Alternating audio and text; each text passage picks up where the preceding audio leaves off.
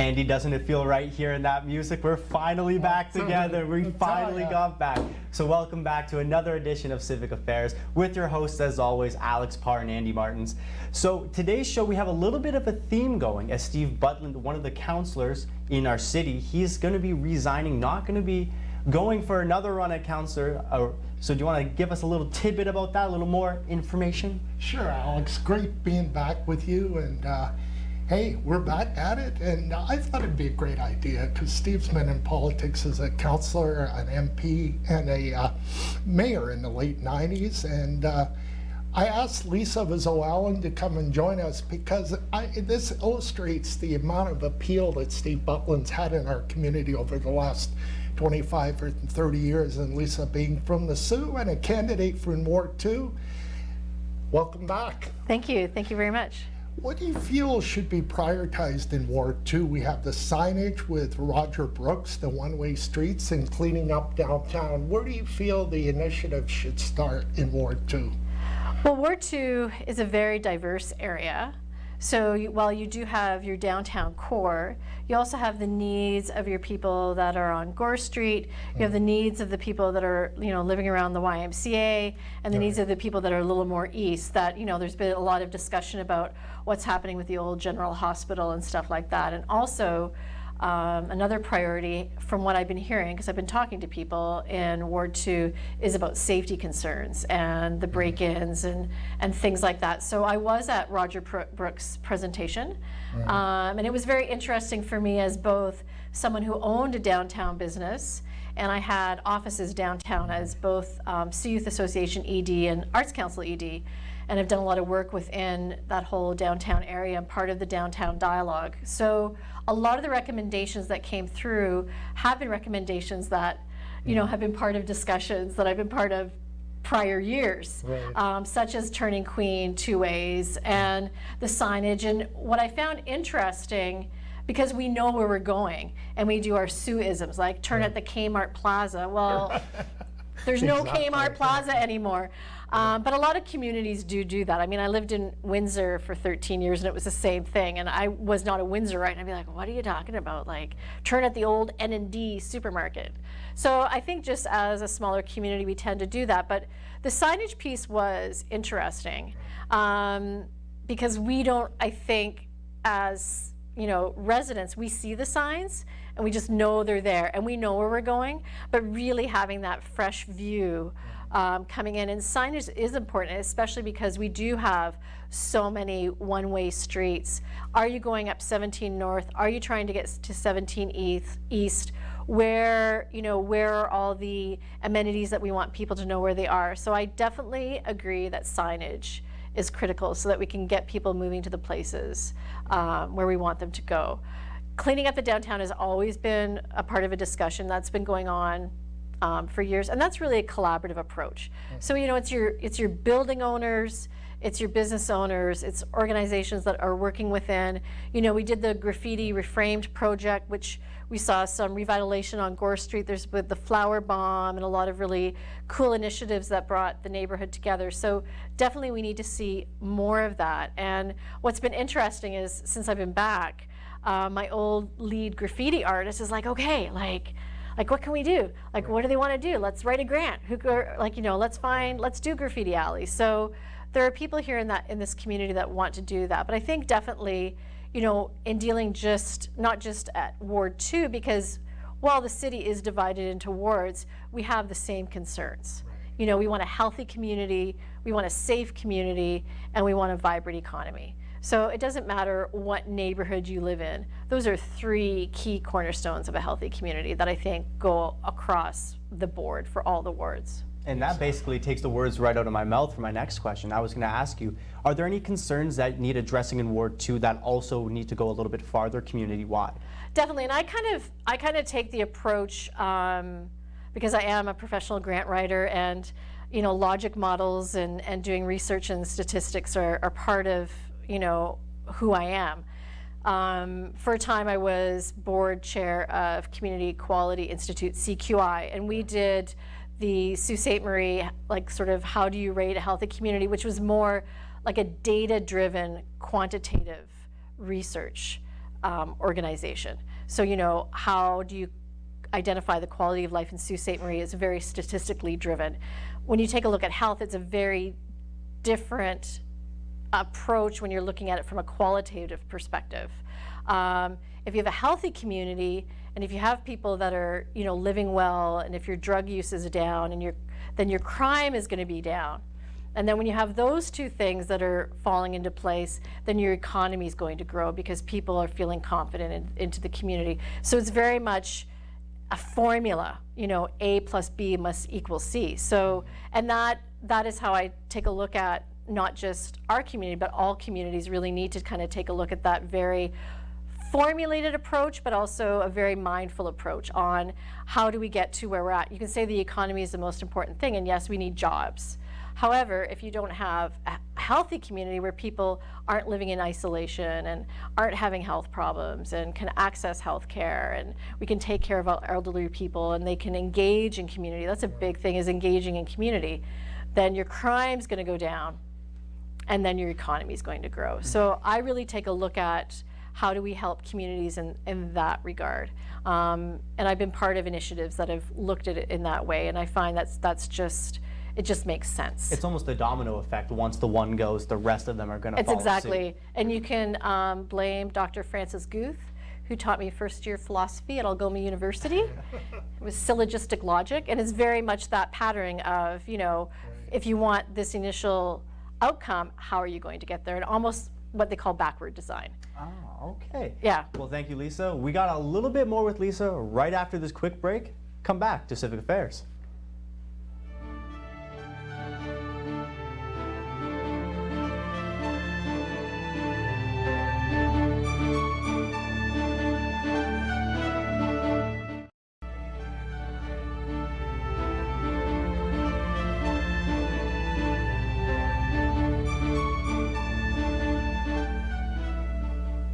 And welcome back to Civic Affairs. Now, we're not quite done our chat here with Lisa Vizot-Allen for sure, running for Ward 2 Councillor. So, Andy, I'll let you continue where we left off. Yes, since this is a tribute to Steve Butland broadcast, we're going to do this with each one of our guests in the second half of the segment. Lisa, how has Steve Butland influenced you over the last 20 years in this community?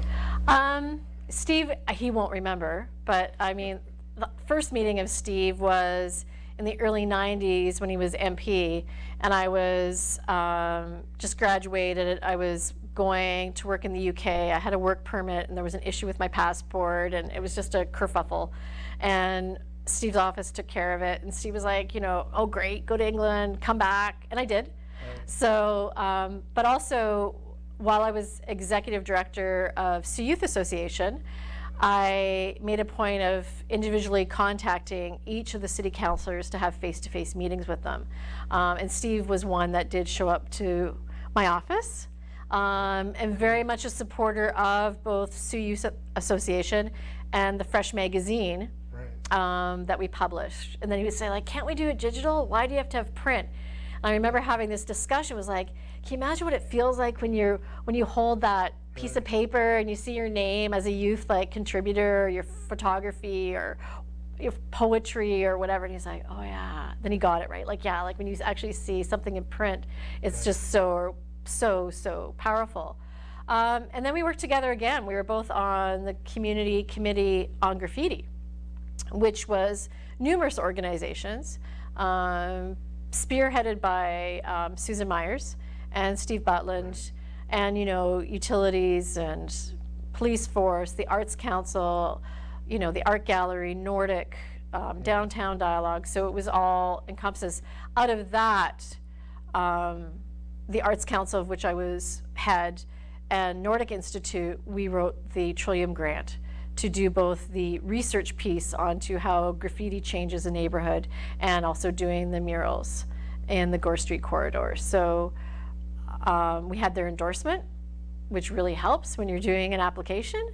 So we had the entire city endorsement. But I mean, Steve and both Susan were both really very much critical to the success of that project. And Steve very much understood that in my role in curbing youth out migration and trying to help artists and creating a creative economy, he got that, which not, everyone does. And he was very much an open door, easy to talk to, very approachable, open to ideas kind of person. And it's sad to see him go, but I think he's earned his retirement. I don't blame him. Right. After, I'm about 25 years in the nonprofit sector, and everyone's like, oh yeah, yeah, you deserve your badge of honor eventually. Right. So, no, I'm proud to be here. I'm proud to have worked with Steve on various capacities, and it's going to be sad to see him go. Great. Well, we're happy to have you on this special show, Alex. Right. And now Steve was a guy that was known as being someone that would think environmentally whenever he was planning on doing something. Do you feel that if you are elected into a councillor role that you can follow in those footsteps at all? I am an innovator. I'm also someone who brings diverse groups together. That's what I do. So being forward thinking, the environmental piece is critical to everybody. Would it be my specialty? Probably not. Would it be something I care about? Most definitely. So I'm probably more about human capital, quality of life, making sure citizens are strong. Do I dispute the environmental piece? No. Will there be another councillor that's more of an expert on it? Most definitely. So even after my past 3 years in Boulder, Colorado, which is huge environmental place, I still gravitated more towards human capital causes, because that's just who I am as a person. But what Steve's done with, in creating this environment where, there are the windmills, controversy, of course, with the windmills, with the solar farms, of course, controversy with the solar farms, but he didn't, balk away from that. He just went ahead and spearheaded it and worked on it and believed in it. So for that, definitely. And it was interesting, like I just drove all across Nebraska, Iowa, Illinois, Indiana, Southwestern Ontario. Was the epic family road trip due to work and baseball tournaments. And I saw tons of windmills. And that's, that's I think an important part of where we are moving as, North America. Like we have to eliminate what we do for fossil fuels. So what are the options, right? Does it affect the landscape? Yes and no, because then the kids are like, oh, that's cool. So, I think it's definitely a give and take, but Steve definitely he wasn't afraid to say, hey, this is what we're going to do and we should do it and this is why. So for that, I admire him, and I hope I can be like that. Like, this is what I believe in, this is what I think we should do, and not kind of be afraid to be vocal about it. And that's what a lot of people really admired about Steve himself. But Lisa, I'm going to thank you for your time on our show. Thank you. We're going to keep rolling along with the Civic Affairs tribute show to Steve Butland right after this.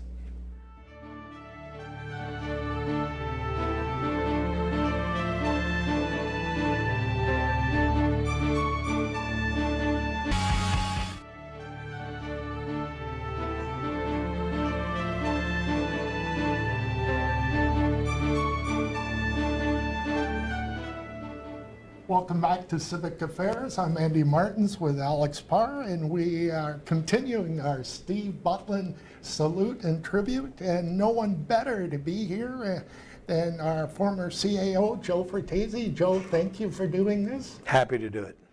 Our first question to you will be about Huron Central Railway. Any updates for us, and will you and Steve continue to work on this project after the municipal election? Actually, your question is timely. We're having a meeting of stakeholders this Wednesday. Great. At the Civic Center. We've invited communities, First Nations, industries, other businesses that have a stake in the future of Huron Central to a meeting on Wednesday at the Civic Center. We have Huron Central senior executives coming to do a presentation. And the hope is that at the end of the meeting, we will secure from those stakeholders either resolutions or letters of support that Steve and I can use as we make approaches on behalf of Huron Central to the senior levels of government for the funding that we're looking for. Steve and I have worked quite well. along with an official of the local Huron Central company over the last several weeks in accordance with Council's resolution.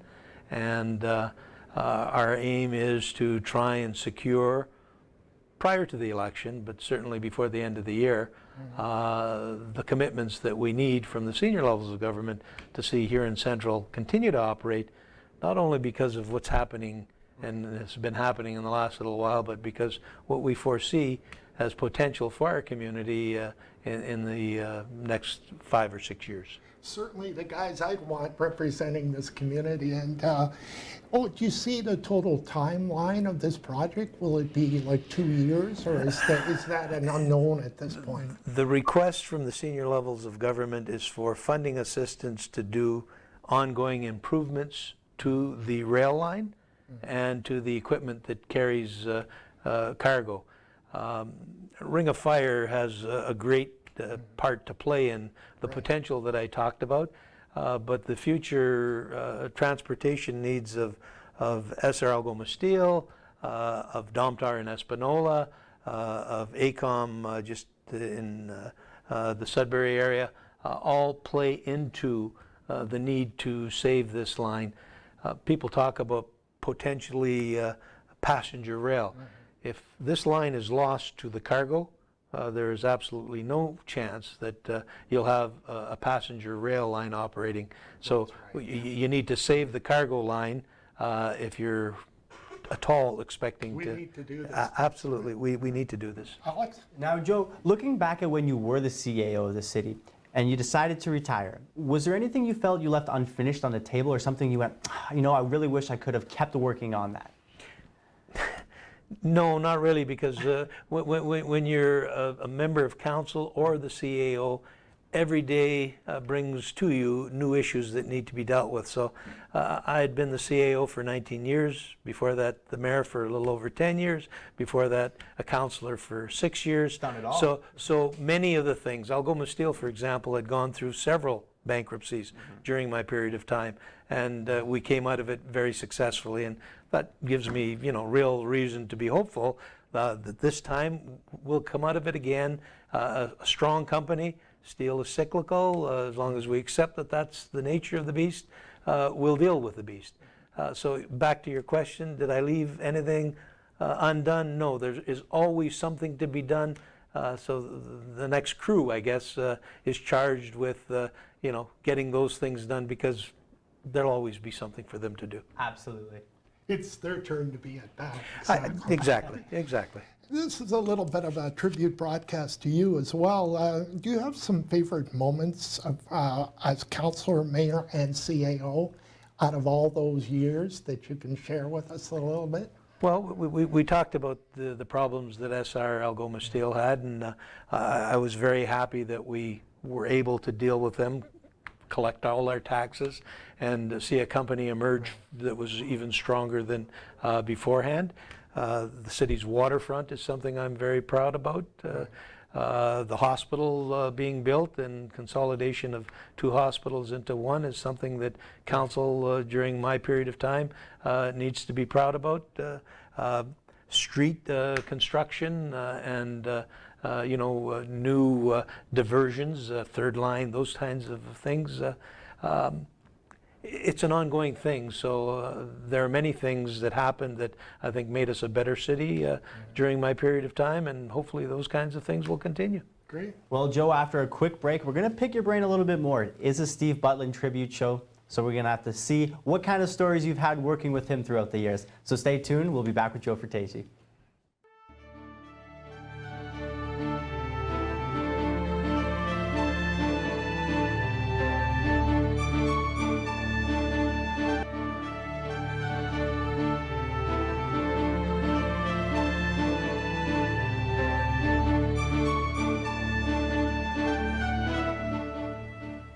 Welcome back to Civic Affairs, and as promised, this is a Steve Butland tribute show. So Joe, are there any funny stories you may have had over the years working with Butland, or are there any moments that you're very proud to say you've accomplished working alongside him? I started working with Steve probably in the late 70s, early 80s. and in various different relationships, both of us as councillors, me as councillor, he as a member of parliament, me as mayor, him as councillor, him as mayor, me as CAO, and Guess you have a few working dynamics and more change recently Steve as you know, as a councillor, and I guess me as the CAO. And I always enjoyed working with Steve. He was a little older than I, but we had a friendship or a kinship. We joked around a lot. Steve's strongest points on council were his people skills, his ability to to find the middle ground when there were issues that needed to be settled. He was always about the environment. Steve was Mr. Green Jeans of City Council in terms of recycling. He is the reason behind those things happening in our community. He is the person responsible almost single-handedly for all of the green energy projects that have happened in recent years. So funny stories, yeah, I probably have some, but I'd rather spend my time praising Steve for the initiatives that he led that made us a better Sault Ste. Marie. Couldn't have said it better myself. Exactly. I can attest to being on the ballot in 2003, and Steve was loved 15 years ago and before that. Joe, what did Steve Butland, what does he mean to the city of Sault Ste. Marie? If you can tie that in another overall. Yeah, there's always a bit of sadness when someone who's been around for that long leaves, because not only do they have knowledge and intelligence, but they have experience. Many of the things that I see, for example, since I've retired, being brought up at council, have been talked about in the past. And there are issues that have been raised in the past and have been dealt with in the past. And when you start losing people like Steve to council, you don't have a quick answer that says, no, we dealt with that, there is a report. Engineering has already looked at that before. Why don't we pull that report instead of spending a lot of time and sometimes a lot of money reviewing things that have been done in the past. So I think what Steve brought to council in his most recent terms has been that experience and knowledge, and sadly that'll be lost on his retirement. Steve's done a lot of good things over the years, and I started to allude to them, but his people skills and his love for the environment probably are the things that I remember most about what Steve brought to the table. Alex? Awesome. And now, when you work with Steve, what's going to be the biggest thing that you miss? Actually, you might not see him every day now. He might be enjoying the retirement a little bit. What's going to be the one big thing that you do miss? Steve brings that perspective that sort of brings it back to the middle. If you understand what I'm talking about, sometimes we'll go way out in left field, and Steve will say something that brings it back, and almost a reality check. Right, kind of levels out the playing field to the discussion, and hopefully councillors will find one amongst themselves who will fill that role in Steve's absence. Absolutely. Steve was a master at finding that common ground among councillors. And being a member of council or being a mayor is really all about that. Finding what is common ground for the people you represent. Steve was a master at that. Well, perfect, Joe. I want to thank you so much for coming on to our show today. We appreciate you having you on. Actually, you know what? If you're handing no handshakes, I want one myself. But after the break, we're going to have Paul Christian from Ward 1 come in and join us before the man we've been talking about all show, Steve Butland. Stay with it.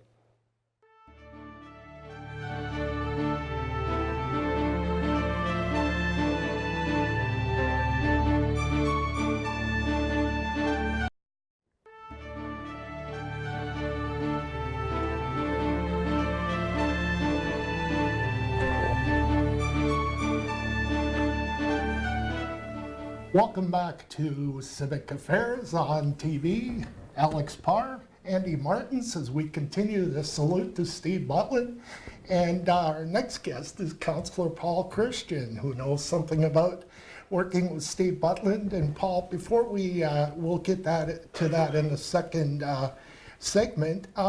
Welcome, Paul. Thank you for having me, guys. Nice to be here. No problem. Can we get a quick update from you on the splash pad and maybe some important challenges the viewers would know about what it took to get it done? It wasn't always that easy. No, it wasn't. I brought the original resolution to council, the prior council, and I was looking for initial funding to do an engineering study to see if we could build a splash pad, and it never made it through budget. So it kind of died there, and then the city decided to have a parks master plan completed, and one of the things that came out of the parks master plan was that there was a real desire in the community to have a splash pad. So that was the impetus for council to get on board and begin the process. So for the last, I'd say, year and a half, myself and my co-chair Susan Myers have been working with a group of local citizens, and we've planned and organized the splash pad. We worked on design, we looked at funding, and obviously the location, which was a bit of an issue with some people in the community. It is going to be in Bellevue Park. I could tell you that the splash pad construction is well underway, and we're still hoping to have it in place before the end of the summer. A lot of people are asking, well, the summer is almost over, are you going to have it up? But the fact of the matter is there's only a few suppliers of this type of service, and it's a matter of scheduling, so we're sort of at their mercy. They're going to be on site very soon, so hopefully we'll have it up and running before the end of the year. If at the very least, we're going to have a splash pad from here on in. So whenever. Future That's right. That's right. Alex? Yeah, and we're going to be seeing you in the splash pad at all once it gets opened up. I mean, it's been a pretty hot summer. Well, there's been several requests saying that I should not be there. They don't want to see me with a bathing suit on, at least. I'll probably be there to enjoy watching everybody enjoying themselves, but I don't know that I'll be in the splash pad. Well, and now speaking back on the Sault Summit that happened in Toronto a few months back, what are some things that the viewers at home should know that were taken back from that event? Well, first of all, the Sault Summit, for those of you, people out in the viewing audience that don't know what the Sault Summit was, again, this was an initiative I brought forward, and it really was a way for the city through the EDC and the Innovation Center to reach out to expatriates of Sault Ste. Marie, people that have moved on from Sault Ste. Marie, that are from the Sault, that still love Sault Ste. Marie, and we reached out and said, look, we're trying to recreate ourselves, we're trying to grow, love to have you in a room to discuss issues, the challenges we face, some of the successes that we have, and some of the developments that are underway. And so we invited several people. We had a total of about 50 expatriates there. We discussed a lot of topics, most of which it was more about brainstorming and just idea generation, very high level stuff, 50,000 feet. But I think what's important that came out of that summit is that there are people out there. We've got a reach now beyond Sault Ste. Marie of like-minded people, ex-Saultites, who know what we're up against and know what we're trying to do. And it's really up to the EDC, the Innovation Center, and we in Sault Ste. Marie to continue to develop a plan that will utilize their talents, their contacts, and their ideas. So there's more of that coming down the road. Great. I have time for one other quick question. Do you have if the viewing audience to let them know your goals and initiatives for the new term if you're reelected after October 22nd, moving into the new council? Sure. Would certainly love to be part of the new council. Obviously the Sault Summit and continuing to develop that network and that program, it's in its infancy. That's probably the biggest thing that I want to be involved with. I think there's great potential there. The energy that came out of that summit was incredible, and I think we have something there that we can continue to grow on. The other thing that I really want to be involved with, and I am right now and want to continue to do so, is the future Sault Ste. Marie project. Again, that was born out of an initial resolution that I put forward that developed into what was the Community Action Plan, which was then renamed future Sault Ste. Marie. And essentially what it is we're looking at a variety of different pillars within the community that each subgroup is working on. I'm part of the education group for obvious reasons. And You're a good fit for that. I hope so. And so there's a lot of things that hopefully will come of that. And I think once we get through that process, we'll have a better idea of where we want the community to be 15 or 20 years from now, what our vision is. And hopefully these individual committees could create their own sub-plans or strategies that help us get there. And perhaps Sault Summit people, the expatriates, can be a part of that growing plan. Team building is exciting. Isn't Yes, it? it is. Yeah, for Exactly. sure. And we're going to have a little bit more with Paul Christian right after this quick break.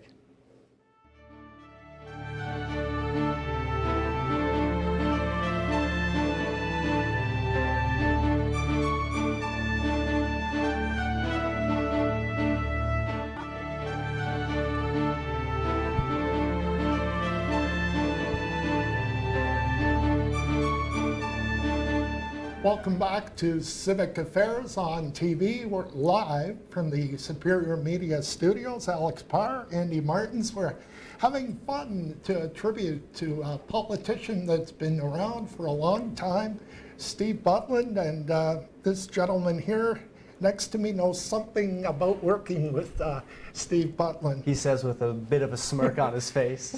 Paul, fun. what has it meant to you to be working with Steve since 2010? What has it meant for you to have such a great ward mate? Well, I think the big thing is having such a great ward mate. We really have gotten along splendidly from the very, very beginning. I often tease Steve that a couple of elections prior to that I ran initially, and Steve jumped in at the last minute, and I ended up third that election. So I had the opportunity to work with him a couple of elections later. We've been ward mates for the last 7.5, almost 8 years now, and it's been great. We go to lunch and coffee, and we discuss ideas and strategies and work on ward issues, and we've really have been a good team. Beyond being a ward mate, I consider Steve to be a friend of mine, and that often doesn't happen. I mean, we've seen No, it. it doesn't. We've seen it in other ward mates, not all of them, but a couple of times it's turned out not quite as amicable and friendly as it has been for Steve and I. Great, and you just can't duplicate that going forward. It's just things you cherish, and Yeah. Has there ever been a time where you guys have butted heads on something you felt very strongly opinionated on? I wouldn't say we butted heads. That's the thing with Steve and I. We've disagreed on issues, and we've been very respectful of each other, and we make strong cases for each of our arguments. I would say for the most part, though, Steve and I are very like-minded. It's not good to agree on everything. Very true. Although, sometimes it seems like you agree on everything. We've disagreed on some issues, but for the most part, the real contentious issues, we've been on the same side. And even when we disagree, we've always been respectful at council, and we've been respectful personally, and we recognize that each of us has strong opinions, and in order to work together, you have to be able to differ on some issues and understand why. find the common ground among Absolutely. yourselves. Yeah. Now, what would you say is one of the greatest moments you've had working with him? Whether it's because you were, face was all red and you're laughing so hard because you're teasing him, or maybe something you've accomplished together. Well, I think Steve, the thing with Steve is that we've taken on projects and worked on them together, whether it was the 3-laning of Queen Street. It wasn't that we weren't trying to solve a problem or anything, but we would do surveys. We'd work on a Saturday and knock on doors and get input from people. We've had zoning issues where him and I have gone out and talked to people and worked together. That's the most rewarding, because oftentimes, council is conducted behind a desk at council, or on the telephone. But in cases like that, Steve and I get together early on a Saturday morning and we're knocking on doors and talking to constituents. And that's probably, you know, there's no one issue, but that's probably an area that I really cherish, that we're working together just beyond the regular stuff that people expect from councilors. Paul, can you let us know something, and for the viewing audience, that you've learned from Steve Butland that you'll take forward to the new council if you're reelected? You have to, Steve is, I like to say Steve is a humanitarian. Steve is very, very mindful of people. He recognizes that decisions aren't just to be made quickly, that there are many facets to a decision that have to be made. I think oftentimes, especially when you're a new councilor, you want to show the public that you can make decisions, but Steve, and Steve's able to do that, but Steve also brings that other element in where he considers all of the people, how it's going to affect people, the soft issues that sometimes people tend to forget about. And Steve's I'd like to say that Steve's the statesman of our council group, because he looks beyond just the simple issues and considers how it affects everybody. And I think he's got that knowledge because of his years of experience. I mean, you know, he's worn the mayor's hat. Right. He's been an MP. You know, he's obviously been a councillor for decades, and so he brings that knowledge and that understanding that some people may take for granted or don't recognize. You probably saw that right after the election in 2010, that you were in for a great ride, that this was going to be 8 great years. Yeah, well, at the time it was 4 years. Right. I got lucky enough to get in again, but you're right. Yeah. Steve shares the same sense of humor I do, which helps, and so he's a mentor. First and foremost, especially at the beginning, Steve was a mentor. I still consider him a mentor, although I tease him that I've set sail and I'm doing my own thing. But Steve is no, he's a mentor, and he's taught me quite a bit. And you're right. I mean, I knew early on that we had a good dynamic, and I knew that we would always get along. I recognized that we may not agree on all issues, but I knew that whether it's, you know, 4 years, 8 years, 12 years, we'd be able to work together. And I'd like to think that we're the envy of council. I think we've got a good team. Right, and I mean, for everybody that's been on the show tonight, all of our colleagues have only spoken highly of Steve Butland. So now we're going to hear from the man himself right after a quick break. But before that, Paul, I want to thank you so much for joining us. Thank you for having me, guys. Nice I'll seeing get you. a handshake in here too, and we'll be right back with more. Thank you.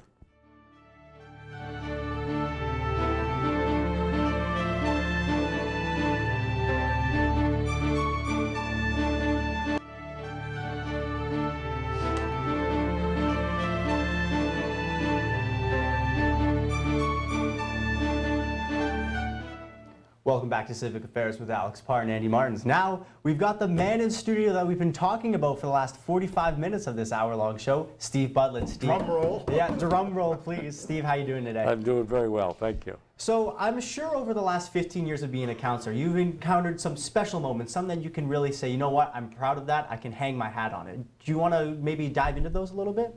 Well, I protest the 15 years. It's been a lot longer than that. Yes, as a councillor, though. Oh, well, okay. I'll still protest, but that's okay. Okay. Are there any special moments? No, I think you have to take a look at the whole picture. It's 38 years ago was the start, and there are highlights during those various terms on council, and some of them certainly would be the Innovation Center. The community was in dire straits at that time, and the unemployment rate was 18%, and we said, hey, where do we go from here? It was desperate measures, and Frank McKenna, the Premier of New Brunswick at the time, said, I didn't know him well, but at least I could talk to him.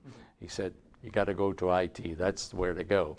And we now employ about 50 people at our Innovation Center, and it's done wonders after a very slow, arduous task at the beginning. But something like that, Jamie Kaiko was the chair of the SR City Center Committee. I probably served on every single committee, and I think it has been a huge success. I would A have lot to of say the same. Thank you. People come to the zoo and say, you know, this is a lot of people say, well, the location is not the best and so on, but it turned out very well. The parking even isn't too bad.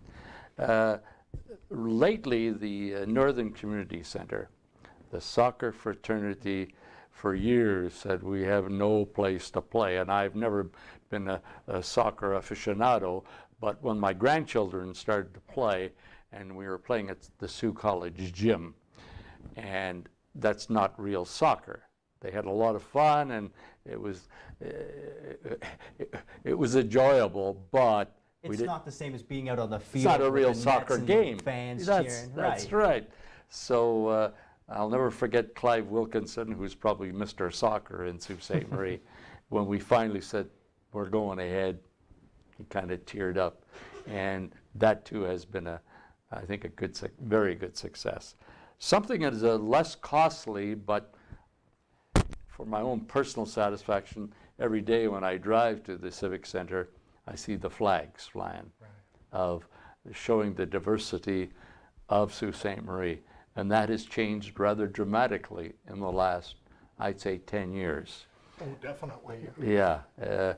It was unusual to see people from foreign countries in Sault Ste. Marie. And if you did see them, you say, oh, they probably work at the forest insect lab or whatever. But now there is considerable diversity in Sault Ste. Marie. And those flags every day give me a reminder that Sault Ste. Marie's come a long way. Steve, let's take the whole 38 years from 1980 on. Is there anything, if we could fly over the whole 38 years, is there anything you think that at this point in July that you've left unfinished in all of your public career? Well, That you wish you could do maybe a little bit more? just the last meeting of council, and the second last meeting, the smart grid. A friend of mine who brought the solar farm to Sault Ste. Marie, and he's been talking about smart grid for 3 and 4 years, and finally it came to fruition. People don't realize, and it's not the easiest thing to explain or understand, and I'm not fully knowledgeable, but we're the most comprehensive smart grid in North America.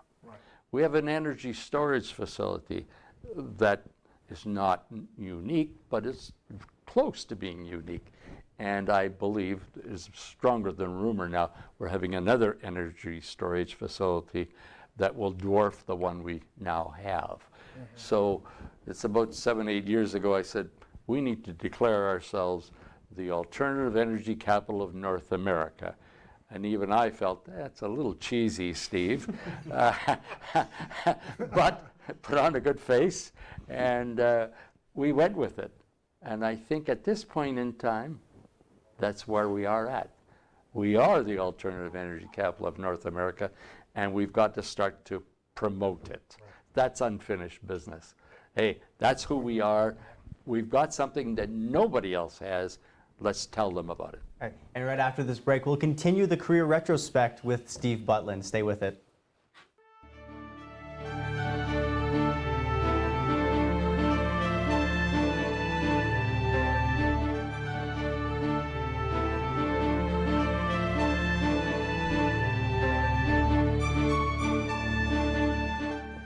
And welcome back to the Steve Butland Tribute Edition of Civic Affairs.